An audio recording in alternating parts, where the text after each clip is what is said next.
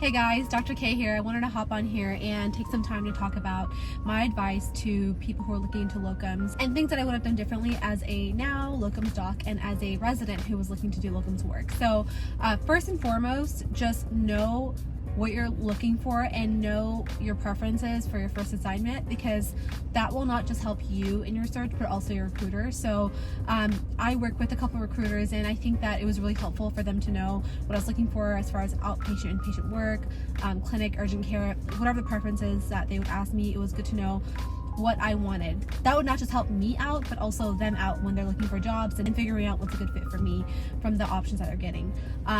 So really know what you're wanting to do. Obviously be open-minded. So a lot of times my recruiters did tell me that there was a job option that may have not been what I asked for, but they really considered me looking into it. And so it was helpful to be open-minded, because honestly a couple of the jobs I interviewed for were jobs that I may not have wanted initially, but ended up just loving during the interview. For whatever reason it didn't work out because of our timeline or location, but I'm just really happy that I took the chance to be open-minded. And one of the most important things that I would say to new grads or upcoming new grads is to have an updated CV that not just has your education and experience, but also has your certification. So that's like BLS, ACLS, if it's a PED certification, whatever it is that you've been certified in, have that on your resume. That's very helpful, not just for your recruiter, but also for the employer to know like what you need. And I think sometimes we forget to put these things on our resume. So definitely have a good resume. And I highly recommend looking into people who help with physician resumes for this part. I did have a member on the Weatherby team who helped me with my resume, and that was really helpful. That may not be available to everybody. It just happened to be someone who was kind enough to help me with mine. And so I think if you can get a hold of someone who can help you, that's a huge plus. Now, when it comes to looking for a job, another really important thing you need to do is make sure that you have the state license applied for in time. So what that means is if you're looking to graduate in July or like June 30th, the last day of June, make sure that you're applying about 6 months ahead of time. So story time with me, what I did was that I actually waited until I graduated to apply for my licenses, and that was a huge no-no because I was already planning on taking time off. So I was like, okay, great, for the 3 months that I'll take off, I'll just use that time to wait for my license.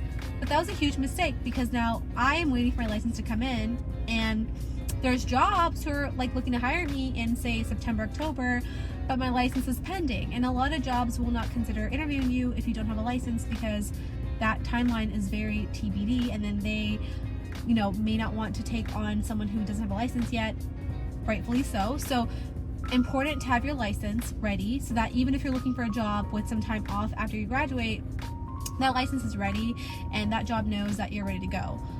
Also look into the IMLC. The states that I applied for were not in it, but yeah, just Google IMLC, you'll know what I'm talking about. Makes that process a lot easier.